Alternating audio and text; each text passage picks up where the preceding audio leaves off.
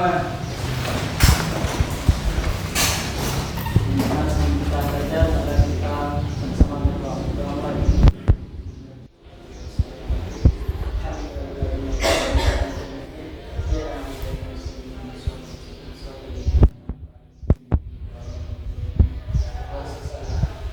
Salaman. Assalamualaikum warahmatullahi wabarakatuh. Waalaikumsalam warahmatullahi wabarakatuh. Bisa.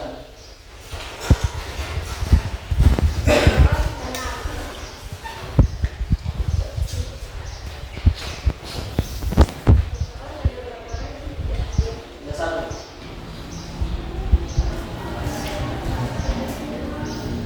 Baik, apa kabar hari ini anak-anak?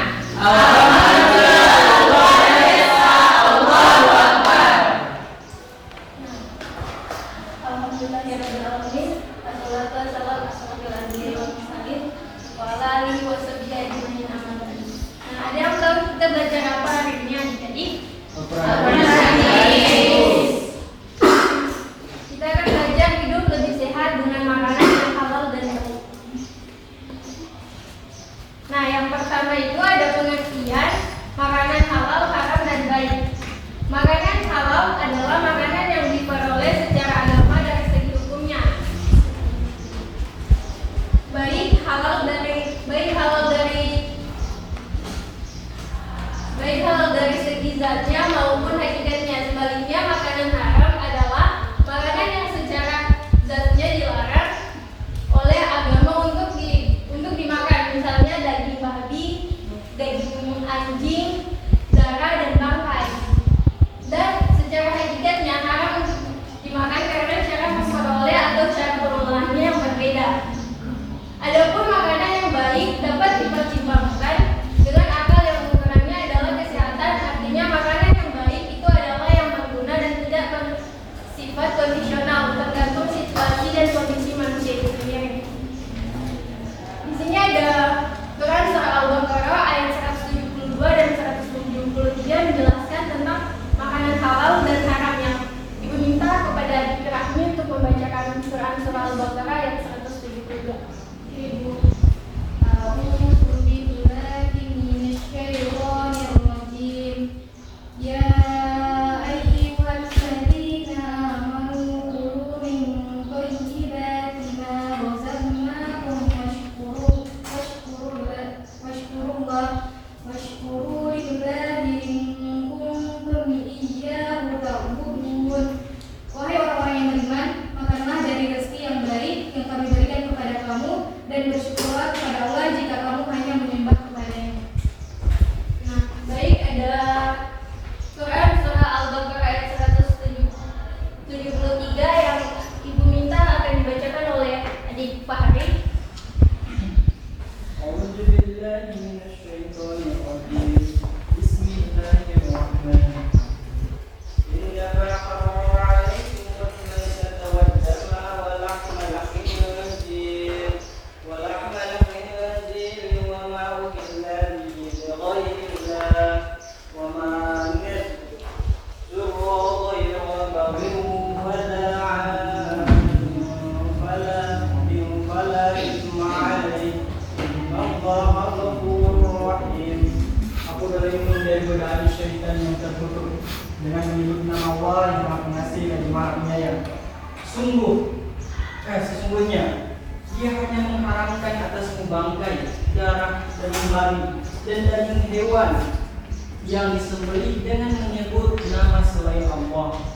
Tetapi barang siapa terpaksa memakannya bukan karena menginginkannya dan tidak pula melampaui batas, maka tidak ada dosa baginya. Sungguh Allah Maha Pengampun, Maha Penyayang. Nah, kedua adik mengucapkan terima kasih. Jadi di sini kan sudah tertera di Quran surah Al-Baqarah ayat 172 dan 173 bahwa kita harus makan makanan yang rezekinya kepada Allah atau makanan yang akan disembelih dan tidak menyebut nama Allah. Baiklah. Ini ada contoh makanan halal dan haram. Di sini Ibu akan memutarkan satu video. Ibu harap adik-adik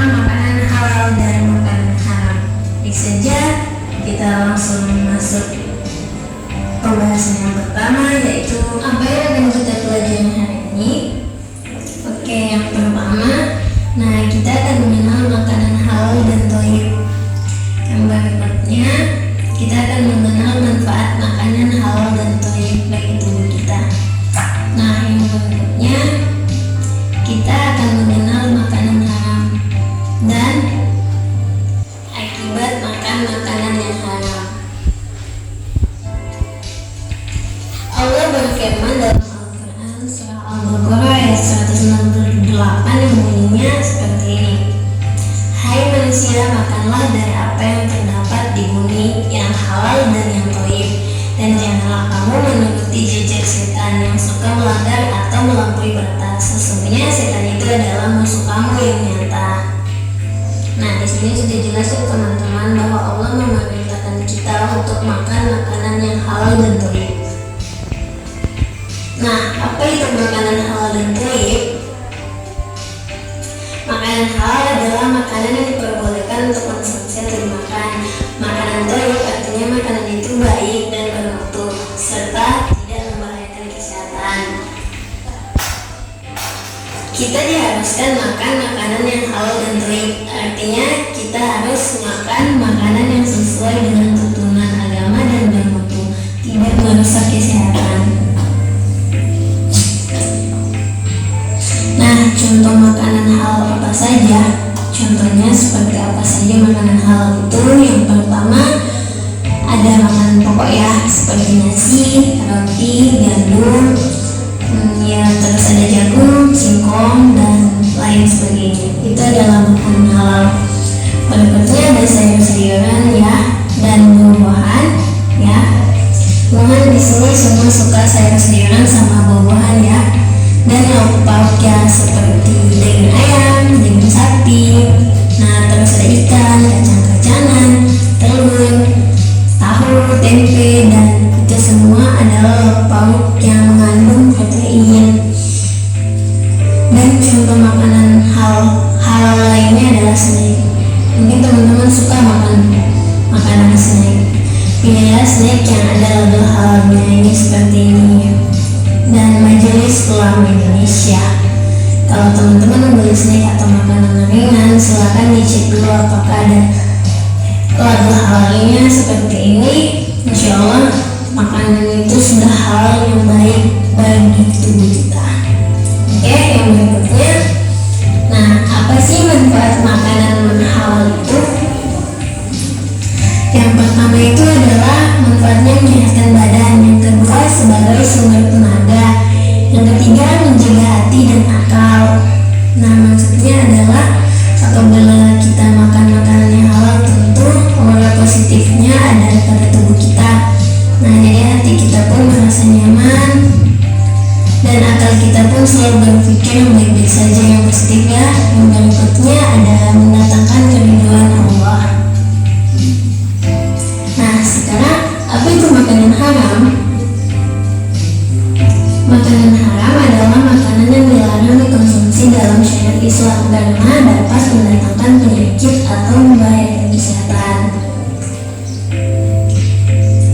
Allah Subhanahu wa Ta'ala berfirman dalam Al-Quran surah Al-Maidah ayat 3 yang artinya seperti ini: diharamkan bagimu memakan bangkai, darah, daging babi, daging hewan yang disembelih atas nama selain Allah, yang tercekik, yang terpukul, yang jatuh, yang ditanduk, dan diterkam binatang buas, kecuali yang sempat yang menyembelihnya, dan diharamkan bagimu yang disembelih untuk berhala. Dan diharamkan juga mengundi nasib dengan anak panah. Mengundi nasib dengan anak panah itu adalah keafasikan. Pada hari ini orang-orang kafir telah putus asa untuk mengalahkan agamamu. Sebab itu janganlah kamu takut kepada mereka, dan takutlah kepadaku. Pada hari ini telah kusempurnakan untuk kamu agamamu, dan telah kucukupkan kepadamu nikmatku, dan telah kuridhoi Islam itu jadi agama bagimu. Maka barang siapa terpaksa karena kelaparan tanpa sengaja berbuat dosa, sesungguhnya Allah Maha Pengampun lagi Maha Penyayang. Nah teman-teman, contoh makanan halal atau minuman halal itu seperti apa saja? Seperti dalam Quran surah yang kita nyimak, yang pertama itu adalah bangkai. Bangkai itu tidak boleh dimakan ya, karena hewan itu akan mengalami pembusukan, jadi sangat berbahaya bagi tubuh kita. Contohnya seperti ini, bangkai rusak atau kancil, atau bangkai hewan, misalnya daging ayam, itu nggak boleh ya, terus daging bangkai. Yang berikutnya adalah darah. Nah, darah hewan atau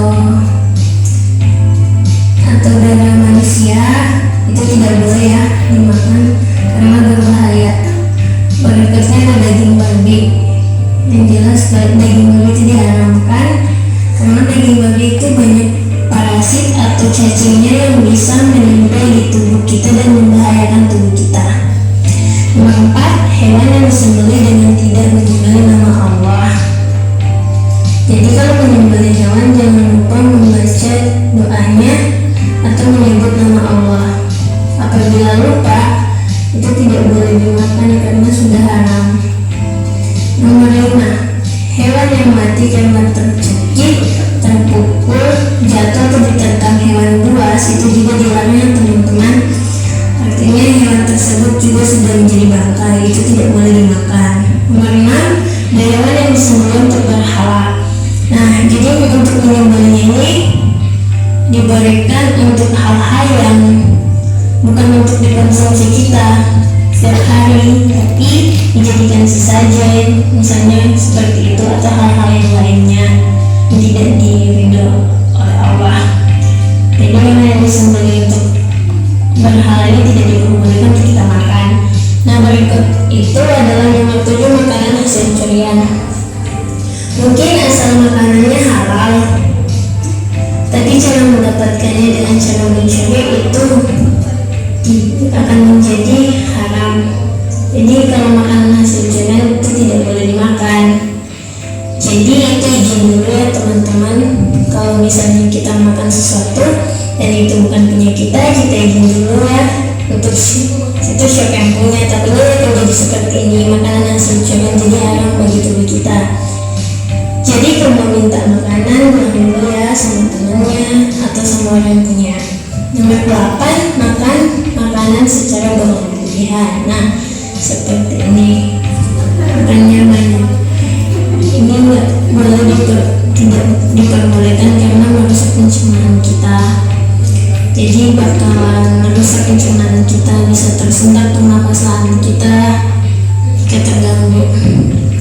Dan berikutnya ada minuman yang memabukkan seperti ini teman-teman, yang mengandung alkohol.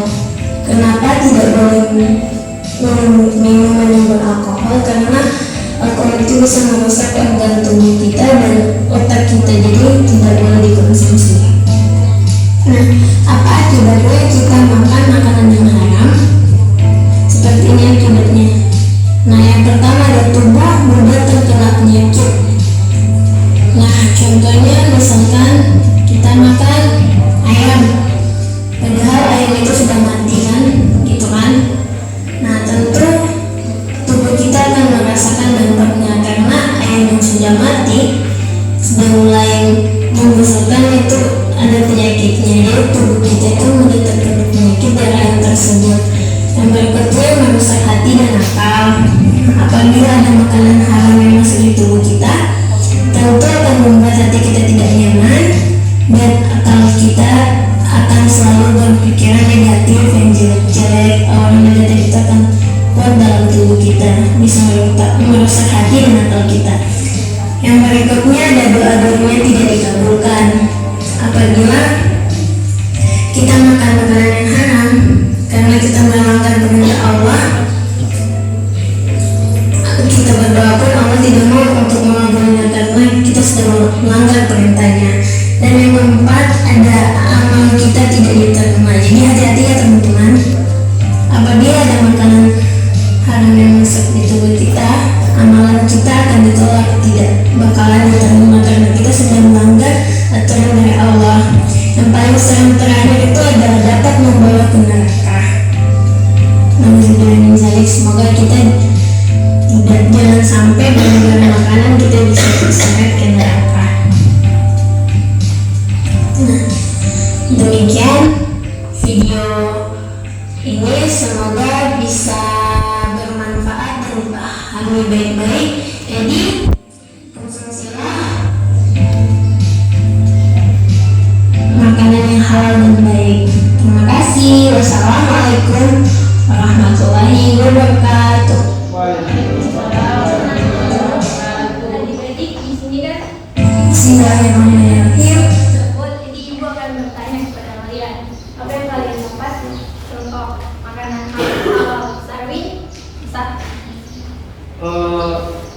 makanan halal itu nasi tadi yang saya lihat itu nasi roti, gandum, buah-buahan, sayur-sayuran, baru snack-snack yang ada label halal. Pokoknya ada label halal tentu itu diharamkan. Terima kasih. Ada kan manfaatnya juga kan makan makanan halal itu apa? Ada yang boleh. Ketika kita memakan makanan yang halal seperti nasi, sayur, buah, dan lauk itu bisa menyehatkan badan dan kita bisa menghindari dari konsumsi. Jadi ada contoh makanan haram juga tadi Serina bisa jelaskan tadi apa yang dilihat dan contoh makanan haram itu seperti bangkai, seperti hewan yang disembelih tidak menyebut nama Allah, darah, kemudian produk makanan yang tentunya tidak ada label halal dan minuman-minuman haram seperti alkohol. Nah, ada kan manfaatnya juga kan untuk mengonsumsi makanan yang haram atau minuman. Ada apa?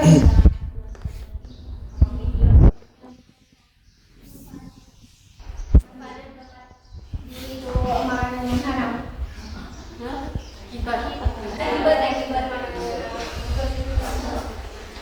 bisa sakit, kemudian bisa ganggu akal dan hati, tidak diterima doa dan amal serta bisa masuk neraka.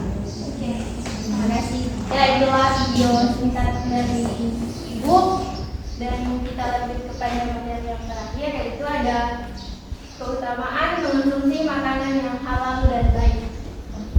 Orang-orang yang memakan makanan yang halal dan baik akan berdampak pada kesehatan tubuh dan sering melakukan ketaatan dan perbuatan baik yang bermaslahat bagi dirinya dan orang yang banyak. Tidak hanya itu, memakan makanan yang halal dan baik dan sumber yang halal akan mendatangkan keberkahan dan mempermudah seseorang dalam memperoleh ilmu. Sebagaimana dikatakan dalam sebuah hadis riwayat yang bunyinya, barang siapa yang memakan makanan halal selama 40 hari, maka Allah akan menenangkan hatinya dan akan mengalihkan sumber-sumber ilmu hikmah dari hatinya pada lisannya. Hadis riwayat Abu Nuaim. Sekian dari Ibu. Jika ada salah-salah kata Ibu mohon maaf. Dan